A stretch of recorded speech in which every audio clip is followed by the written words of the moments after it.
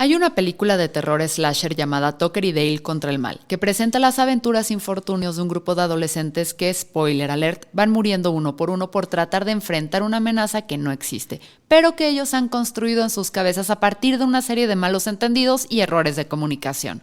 Fernanda, ¿me estás diciendo que estos pobres adolescentes idiotas hubieran podido sobrevivir si hubieran escuchado antes de actuar? Qué conveniente lección para este episodio. Así es, querida persona, pero entonces esta joya del cine contemporáneo no tendría una trama y nuestra vida sería 90 minutos menos feliz.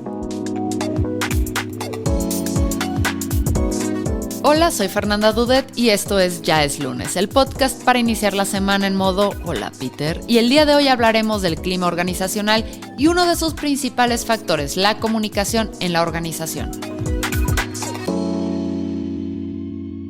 El estrés, la depresión y demás afectaciones mentales atacan la productividad de las empresas y se manifiesta cada vez en más empleados que están a una calentada de comida en el microondas de tener un colapso nervioso y salirse rompiendo todo. Para más sobre este tema, date una vuelta a nuestro episodio Salud Mental en el Trabajo y danos validación en forma de like, parte indispensable del desayuno balanceado de un creador de contenidos.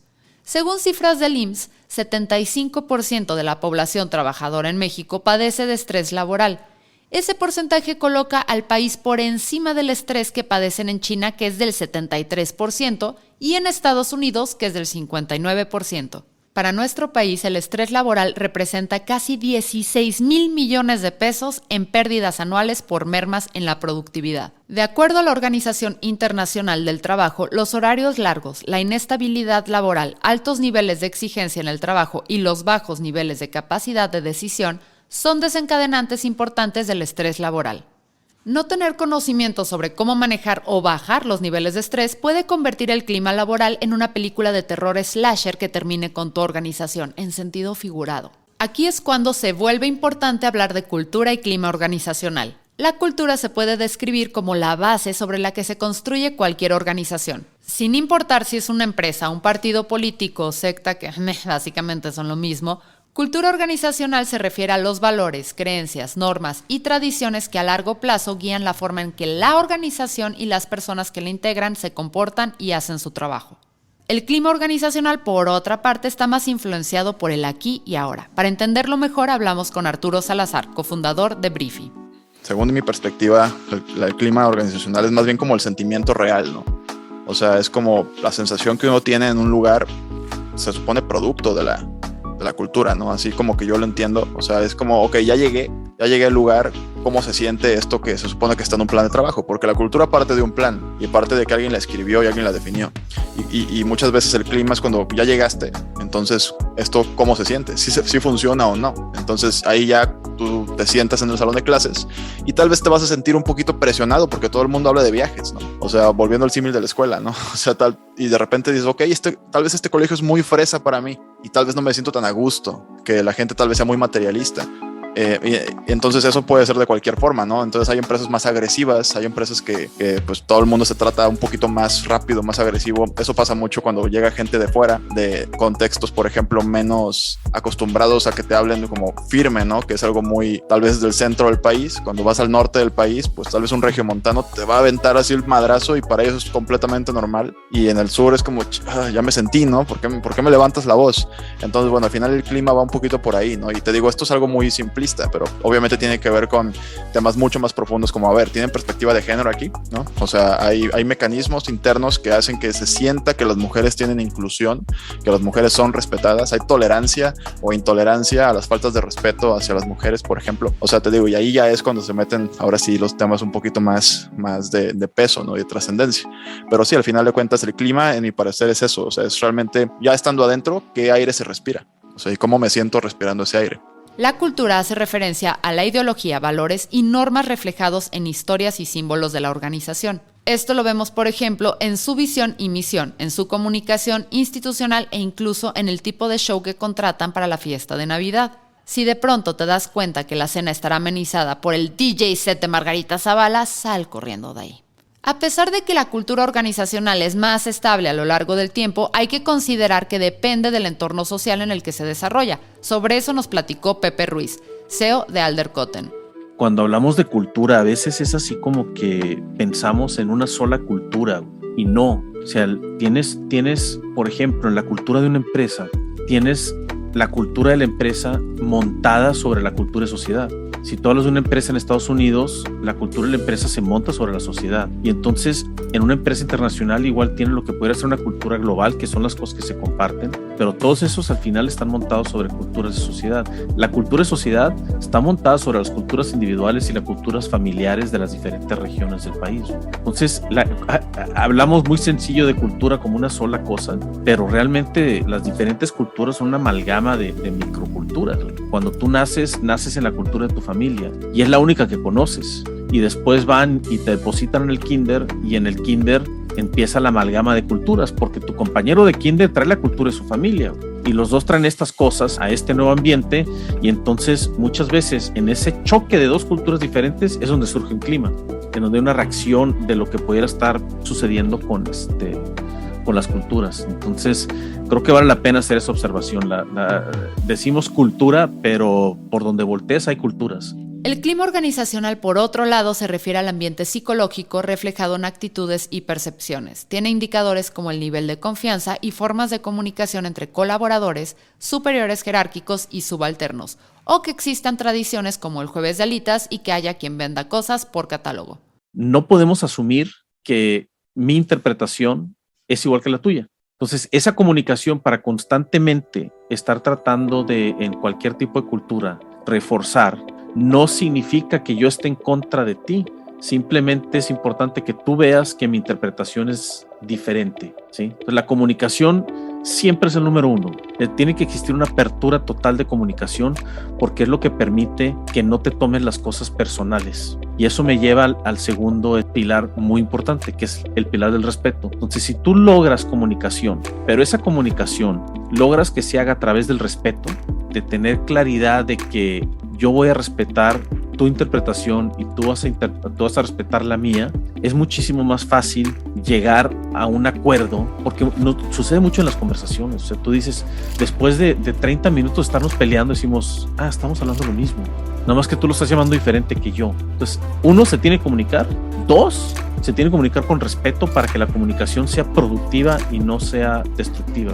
Y el tercer pilar, súper importante, que al final es lo que hace que de veras pueda moldearse la cultura y que el clima sea simplemente una reacción que eventualmente se vuelve a apaciguar, es la empatía. Porque una cosa es simplemente decir, oye, te respeto, Ángel, pero tú y los tuyos váyanse a madre. Te lo respeto, con todo respeto, pero vete madre. Eso es diferente a decir, oye, Ángel, lo voy a escuchar con empatía, y no solo voy a escuchar y voy a respetar, sino aparte voy a preguntar, oye, ¿cómo lo estaría interpretando yo en los zapatos de Ángel? La empatía es lo que termina de veras cerrando el círculo para que esa comunicación que se da con respeto después pueda ser productiva en lo que eventualmente va a ser un entendimiento de cómo interactuamos y cómo es que estamos trayendo diferentes cosas y diferentes elementos culturales a una cultura que estamos compartiendo. Por eso es tan importante el concepto que te mencionaba hace rato, de entender que la cultura no es única. Tú traes tu cultura, que a la vez una amalgama otras culturas, y tú vas a venir con tu cultura a depositarla en una cultura común. Y para poder contribuir de manera positiva a que esta cultura se forje, se forme, es importante tener esas tres cosas: la comunicación, el respeto y la empatía. Esas en conjunto es lo que hace que cualquier tema de clima que pueda surgir sea un clima que sea situacional y no se convierta en una enfermedad patológica de la organización. Tal como lo dijo Plas, citado por Canseco y Ojeda en el 2016. La organización no la construyen las redes de comunicación interna que se generan para alcanzar cierta productividad, sino el conjunto de personas que la conforman. En español, la comunicación es clave para convivir bien, porque una organización son personas, no robots, a menos que tu organización sea Skynet o Amazon, que básicamente son lo mismo. La comunicación en el clima organizacional es, yo creo que un reflejo de los directivos más altos de una organización, siempre. O sea, de mi forma de verlo, es muy complicado que una empresa pueda modificar su clima organizacional si la comunicación no es muy clara desde arriba. Porque eso es un error que nosotros de hecho vemos bastante, que pues tú ves una empresa que contrata un mando intermedio para cambiar del mando intermedio o del nivel intermedio para abajo, ¿no? Que del intermedio para abajo cambie todo, pero arriba conservan las mismas malas prácticas muchas veces que hacen que el clima se mantenga, ¿no? Entonces, ¿qué sucede? Pues que es al final de cuentas un saboteador. Entonces, la comunicación es muy importante de entrada porque tiene que ser vertical y horizontal dependiendo. O sea, tiene que ser las dos, pero hay empresas más verticales que otras, más horizontales que otras. Y la comunicación tiene que también entender qué tipo de gente has contratado. Al final, te digo, esto es un poquito como una campaña de comunicación comercial, pues, ¿no? Es como, ok, ¿quién es mi target? Pues mi perfil de personas a veces va a cambiar entre diferentes áreas, ¿no? Tal vez la área de operaciones es distinta a la área de contabilidad o a la área de comunicación de la misma compañía. Entonces es personalizar mucho el discurso y el que se quiere lograr con temas muy medibles. Creo que la medición es importantísima. Y en este tema es muy complicado, porque es cualitativo. Pero al final es eso. La comunicación tienes que adaptarla a un lenguaje y un nivel y un tipo de lenguaje que entre al final de cuentas. Entonces tienes que ser muy empático por un lado. En segundo lugar, tienes que tener el discurso correcto. Y en tercer lugar, tienes que tener los pasos. O sea, tienes que tener un plan. Entonces, ¿el papel cuál es? Pues vital, ¿no? O sea, es como trascendental porque es la manera en la que la dirección va a realmente poder hacer que el clima de su empresa se traduzca en un buen clima primero. Y eso, lo que mucha gente no ve es el valor económico, que muchas veces eso resulta, ¿no? O sea, como las personas motivadas y a gusto en donde están, lo cual, por supuesto, llevará a que tal vez gente salga, ¿no? O sea, la comunicación bien llevada, habrá gente que diga, ¿sabes qué? Esto no me gusta. Este nuevo aire que estoy sintiendo, pues no me latió. Entonces saben que yo me voy y pues al final es lo mismo. O sea, si la comunicación no te cuadra, pues adiós, pero sigue, ¿no? O sea, tú cuádrate con lo que sí quieres y bueno, al final digo, ya me largué con el tema de la comunicación, pero básicamente es vital, pero tiene que tener estos segmentos, esta segmentación y esta adaptación muy, muy definida para que funcione realmente. Si no, vas a aventar un programa que no va a hacer clic con la persona a la que le estás hablando y va a decir, pues bueno, me mandaron un mail, pero yo ni checo el correo, ¿no? O sea, el canal de distribución, el tipo de mensaje, el lenguaje, el nivel del mismo, o sea, es como hacer realmente una campaña de comunicación comercial.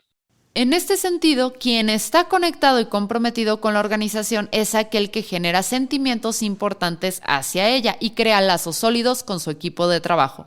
Tal vez no hace falta que te pongas todo toreto y termines creyendo que hasta las copiadoras son tu familia, pero es importante tener una buena red y forma de comunicación para sentirte atendido y con posibilidades de poder expresarte y sentirte tomado en cuenta. Por eso las relaciones interpersonales en las organizaciones son la vía para el desarrollo. Hace poco tenía una conversación con alguien acá en Estados Unidos. Estaba muy enojado él por un tema relacionado con lo de la vacunación y con lo del uso de las mascarillas, que también se ha vuelto muy polémico, ¿no? De que hay gente que está convencida que no se quiere vacunar y otros que estamos convencidos que nos tenemos que vacunar. Pero total, en toda la conversación se me ocurrió decirle, oye, pero ¿por qué en lugar de estar señalando el 3% de las cosas en donde no coincidimos, apoyas tus emociones en el 95% de las cosas que sí coincidimos? Pero es que me estás diciendo tú entonces que tú estás de acuerdo con esta filosofía nazi. Digo, cabrón, ¿cómo llegamos de que un vecino que vive en nuestra colonia, que busca que todos los niños vayan a la escuela sin que los atropellen, que busca que tengamos cordialidad, que cuando no sacaste tu basura te lo recuerda, güey? Ahora resulta que este tipo ya se convirtió en un nazi porque hay un valor en donde su interpretación es diferente y fuiste a jalar la hebra y resulta que ya sacaste todo un mecate y emitiste un juicio sobre su persona justo en ese microcomponente en donde no estás de acuerdo. Y en términos de cultura y de clima, creo que una de las partes más importantes como líderes es tratar de siempre estar regresando a los puntos en común para generar esa empatía y que cualquier diferencia no se amplifique al punto en donde sea una erosión del clima que después sea una erosión de la cultura. Ahora, sabiendo que la comunicación es pieza clave para la organización, ¿cómo podemos detectar que hay problemas en ese rubro? Yo creo que los red flags más importantes en una empresa, yo creo que una vez más tienes que fijarte primero en los liderazgos. O sea, porque ahí es donde el liderazgo en algún momento se cambia y también enseña el nuevo liderazgo, ¿no? Entonces la cultura permea y el clima permea mucho ahí, en los líderes y las líderes de las empresas. Entonces tienes que entender que estas personas estén capacitadas para para permitir la comunicación en la empresa. De entrada, permitirla, ¿no? Porque hay muchas personas que lo único que están haciendo es minar muchas veces el intento de innovar de alguien más o minar el intento de trascender de alguien más. Entonces, vamos empezando por ahí, ¿no? O sea, los red flags es, ok, una intolerancia, ¿no? O alguien que sea todopoderoso, o alguien que simplemente esté como autoritario de que su verdad es la única, ¿no? O sea, yo lo veo mucho por ahí. Una persona que habla, o sea, un líder que habla mucho más de lo que escucha, en mi opinión, tiene un red flag ahí, ¿no? O sea, yo creo que es un tema de dejar a las personas colaborar porque para algo los contrataste. El tema del micromanagement, también creo que es un red flag bien importante en la cultura, que el micromanagement al final es la microgestión, es esta manera en la cual muchos líderes de empresas están revisando todo lo que hacen y dando el check y dando el sí, ¿no? Aprobando todo lo que hace un colaborador, que al final lo que hace es quitarle la motivación a tu colaborador porque no se siente dueño de ninguna decisión en la empresa y por un sentimiento de control, ¿no? De control total del líder, ¿no? Entonces yo creo que ese es otro red flag, el hecho de que no dejes a tus personas que te contrataste, se supone con capacidades para hacer las cosas, decidir por sí mismos. Y en tercer lugar, pues que simplemente no haya, o sea, un red flag definitivo es que no exista ni siquiera como la voluntad, ¿no? O sea, la voluntad no esté reflejada una vez más en el directora de la empresa y de ahí para abajo. Te digo, eso yo creo que para ponerlo en 3, podría ser esos 3, ¿no? Una voluntad de la dirección para hacer esto. El micromanagement, yo genuinamente creo que es un asesino de empresas, o sea, sí, total. He sufrido el micromanagement y es terrible. Y el último, te digo, son líderes que son autoritarios, que no están dispuestos a escuchar más de lo que están hablando. Afortunadamente existen múltiples metodologías y filosofías de trabajo para mejorar esta situación. Aquí te voy a presentar algunas de las que considero más importantes. La autora Kim Scott asegura que para conseguir alto rendimiento hay que comprometerse a dar y recibir una mejor retroalimentación para transformarla en una herramienta de crecimiento y aprendizaje. Para ella, la franqueza radical es el espacio de comunicación que podríamos llamar retroalimentación ideal, el equilibrio perfecto entre cuidar y empoderar a las otras personas para que puedan progresar y desarrollarse. Esto no significa andar pendejeando impunemente a las personas en honor a la franqueza. Lo que se busca es comunicarse de una forma que pueda ser beneficiosa para todos. Si quieres saber más de lo que dice Kim sobre este tema, lee su libro Radical Candor. Ah, ¿qué dijiste? ¿Esta morra no investigó bien y anda dejando tarea? O sea, si quieres leer el libro, está bien. El que es ñoño, y aquí no se le juzga. Pero aquí te compartimos los 4 pasos para aplicar la filosofía de la franqueza radical. Acepta la retroalimentación. ¿Cuántas veces no te ha pasado que tu jefe o líder de equipo te dice, me gustaría hablar contigo, y te paniqueas? No todas las pláticas que inician con un me gustaría que hablemos van a terminar contigo llorando, rompiendo fotos y escuchando My Chemical Romance a todo volumen. ¿Qué? ¿Nadie? Ahora resulta que solo yo. Tienes que aprender a sentirte cómodo recibiendo opiniones de otros, porque esa es la base que nos va a permitir establecer una cultura en que la retroalimentación no sea algo a temer, sino parte de tu día a día. No va a ser cómodo al principio, pero igual, como te aprendiste Mis ojos lloran por ti, la repetición es la clave. Ofrece retroalimentación. Sé honesto, sé inmediato y hazlo personalmente. Además, intenta también hablar de los aspectos positivos que reconoces en las personas a quien se lo estás dando. Recuerda que la honestidad sin empatía es crueldad. ¿Escuchaste, mamá? Mejora la retroalimentación. De vez en cuando pregunta si lo que has dicho les ha sido útil y si no, ¿cómo podrías mejorarlo? Así no solo te acostumbras a la retroalimentación en un ambiente relajado, sino que también identificas si hay algo más que hacer por esa persona dentro de tu rango de posibilidades. Y finalmente, promueve la retroalimentación, especialmente si estás en cargos directivos o lidereas equipos. Necesitas lograr una comunicación eficaz y sincera. Esto implica escuchar y tomar en cuenta lo que te digan los otros. Se trata de intentar entender, no solo de responder. Imagino que te ha pasado, que de repente dices, oye, es que vamos a hacer esto, y al final te volteas con algún amigo y le dices, güey, yo ni quería venir al cine, güey. Pues yo tampoco. Pues ¿quién jodidos quería venir al cine, güey? Pues nadie, queríamos ir a los tacos, cabrones, pero todos quisieron venir al cine, güey. Y a veces solo basta 1 o 2 que empiezan a comunicar y el grupo se empieza a dar cuenta que todo esto que asumiste pues realmente no era, y pues ya todos felices, porque andamos todos como borregos en el cine simplemente porque quizá en algún momento no existió la comunicación para veras expresar lo que queríamos, porque lo que estamos forzando era la pertenencia a través de la no diversidad, porque al final estamos tratando de eliminar los diferentes miedos que tenemos en el espacio de trabajo, y están terriblemente anclados en la expectativa de la aceptación y de lo que los demás piensen de nosotros.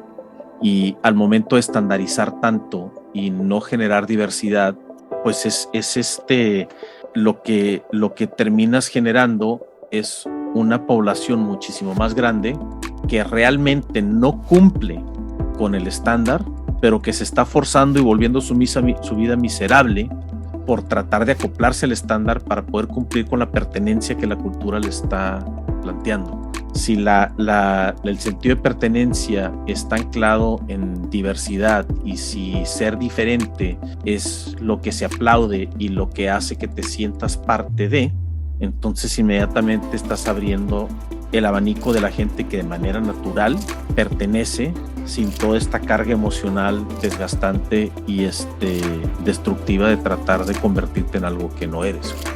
Conscious Business, escrito por Freddie Kaufman, es otro modelo fundamental para mejorar la comunicación en tu organización. Básicamente se trata de entender que estás conviviendo con personas quienes tienen su estilo de entender las cosas y que también tienen sus objetivos por cumplir. El centro de esta filosofía es dejar de culpar a terceros y adueñarse de las cosas que sí puedes mejorar y modificar para que tu ambiente de trabajo mejore. Creo que todos tenemos una persona en la oficina que nunca tiene sus entregables a tiempo, que siempre tiene la excusa perfecta, o se le fue la luz, o se le crashó la compu, o vinieron unos extraterrestres que le hicieron cosas horribles y ahora se tiene que casar con uno de ellos. Para Kaufman, este tipo de conductas dificulta la convivencia en los espacios de trabajo, ya que al no haber un motivo real detrás del problema, no se puede solucionar y mucho menos se pueden tomar medidas para que no vuelva a ocurrir. Fijar fechas y cumplirlas, establecer objetivos medibles con roles de trabajo bien delimitados y respetarlos para que no se retrasen los demás compañeros, así como informar a tiempo cualquier contratiempo que suceda, son aspectos básicos detrás de esta filosofía de trabajo. Finalmente, una tercera forma de mejorar la comunicación en tu espacio de trabajo es algo que Arturo llama las 3 preguntas para ayudar a tu equipo a resolver problemas. Una estrategia de comunicación que me gusta mucho es una que es de Bain & Company, una de las consultoras más grandes del planeta, que se llama Darrell Rigby, se llama creo él. Y este hombre tiene una metodología que son las 3 preguntas para ayudar a tu equipo a resolver problemas. Y a mí se me hace muy interesante porque volvemos a lo mismo, es basarte en plantear la pregunta correcta para que tu equipo desarrolle, ¿no? Entonces, me gusta porque son solamente 3 preguntas. Es, ¿qué recomiendas? O sea, una persona llega con un problema, ¿no? Llega con una bronca que pues viene a tocar base contigo, ¿no? O sea, al final te podrías sentir halagado porque tu colaborador viene a tocar base con uno, pero al final de cuentas, pues te quedas, ok, qué bueno, pero no te la voy a resolver yo, o por lo menos es lo recomendable, ¿no? No resolvérsela, sino preguntarle primero, ¿qué recomiendas hacer? ¿No? ¿Qué recomiendas hacer acerca de esta bronca? Para que esa persona de entrada te dé como su hipótesis, porque muchas veces estas personas son las que realmente están en primera línea de la empresa, están en contacto con el problema directamente, con el cliente, y ellos te pueden dar una hipótesis de qué pueden hacer. En segundo lugar, o la segunda pregunta es, ¿cómo podemos probar eso? Entonces, cuando te dan una recomendación, que puede ser ahí mismo, o puedes decirle, ¿sabes qué? No te preocupes, no me la digas ahorita, trabájala y vuelve conmigo.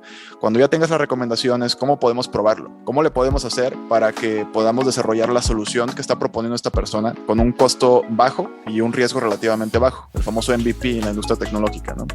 Y por último, la tercera pregunta es, ¿qué necesitas de mí? Con lo cual ya esta persona o sea, el líder en este caso, la líder, ya se pone a la disposición de, pues, ¿qué necesitas? Recursos, tiempo, que te traigamos a alguien de otra área, o sea, un gerente para que te dé un poquito más de contexto, un consultor de otro lado, entendiendo que es un problema que realmente el líder o la líder quiere resolver, ¿no? Entonces, creo que esas 3 preguntas, que las repito nada más para las personas, es ¿qué recomiendas? ¿Cómo podemos probar eso? ¿Y qué necesitas de mí? Creo que esa metodología, te digo que es de Bain & Company, puede funcionar bastante bien para que los empleados puedan sentirse de entrada útiles, porque es algo bien importante. O sea, sentirse útil es algo muy, muy importante. Que sean capaces de tomar sus propias decisiones con el respaldo y con la confianza de alguien que los está acompañando. Elijas la metodología que elijas, la comunicación debe ser clara, sin tomártelo personal y sobre todo con la intención de mejorar el trabajo sin joder al prójimo. La respuesta más sencilla a la pregunta de cómo mejorar la comunicación es bien sencilla y bien compleja a la vez.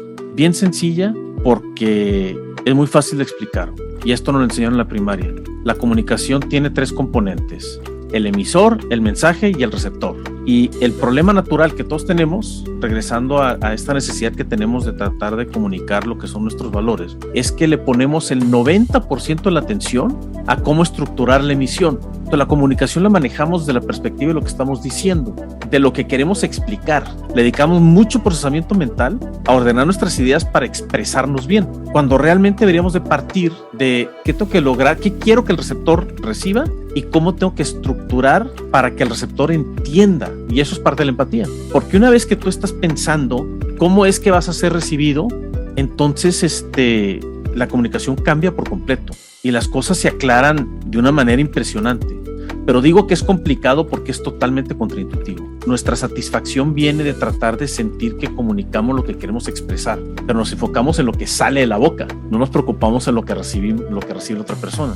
Y hay veces que, y esto es totalmente estudiado, en temas de liderazgo, está comprobadísimo que la empatía se dispara con la gente que tuvo asignaciones extranjeras, porque cuando estás en el extranjero, inmediatamente estás consciente de que aun cuando estás en un país en donde es el mismo idioma, vete a Argentina, vete a España, vete a Chile, y hay ciertas palabras en donde como mexicano estás preguntando, híjole, a ver, si Ángel es español, ¿qué significa si yo le digo, si suelto yo la palabra mamón, qué significa ya? Si digo pendejo, ¿qué significa ya? Oye, qué fregado es una gilipollas.